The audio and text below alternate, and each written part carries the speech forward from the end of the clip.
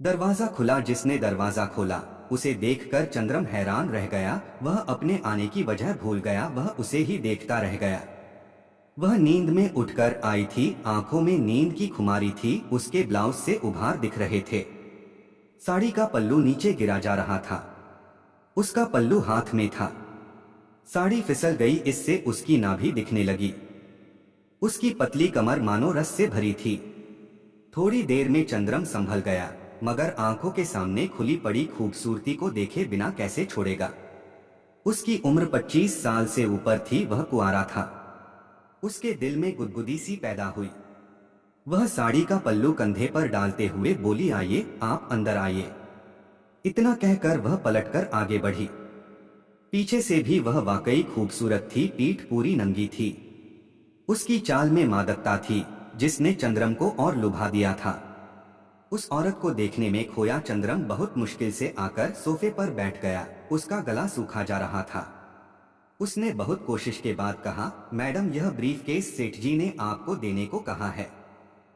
चंद्रम ने ब्रीफकेस आगे बढ़ाया।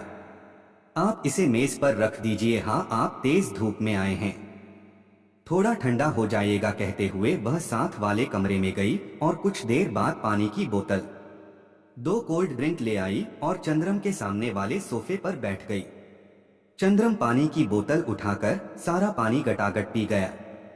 वह औरत कोल्ड ड्रिंक की बोतल खोलने के लिए मेज के नीचे रखे ओपनर को लेने के लिए झुकी, तो फिर उसका पल्लू गिर गया और उभार दिख गए। चंद्रम की नजर वहीं अटक गई। उस औरत ने ओपनर से कोल्ड ड्रिंक खोली, उनमें स्ट्रा डालकर चंद्रम की ओर एक कोल्ड ड्रिंक बढ़ाई।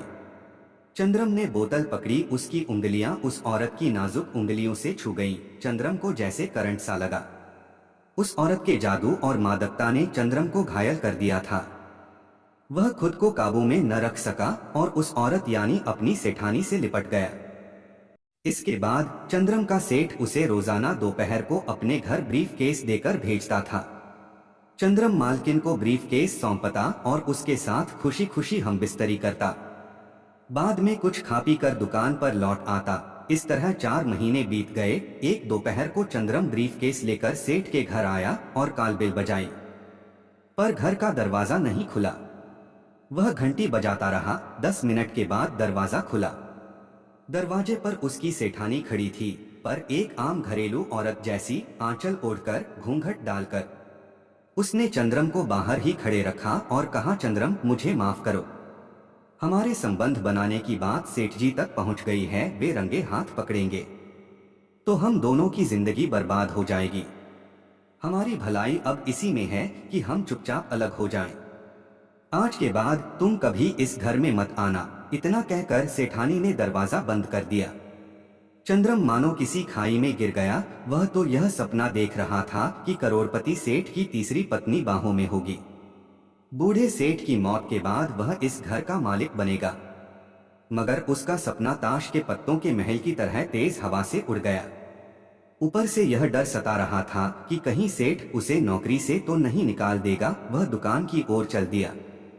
सेठानी ने मन ही मन कहा, चंद्रम, तुम्हें नहीं मालूम कि सेठ मुझे डांस बार से लाया था। उसने मुझसे शादी की और इस घर की मालकिन बनाया, पर हमारे कोई औलाद नहीं थी। मैं सेठ को उपहार के तौर पर बच्चा देना चाहती थी। सेठ ने भी मेरी बात मानी। हमने तुम्हारे साथ नाटक किया। हो सके तो मुझे माफ कर देना। इसके बाद सेठानी ने एक हाथ अपने बढ़ते पेट पर फेरा, दूसरे हाथ से वह अपने आंसू पोंछ रही थी।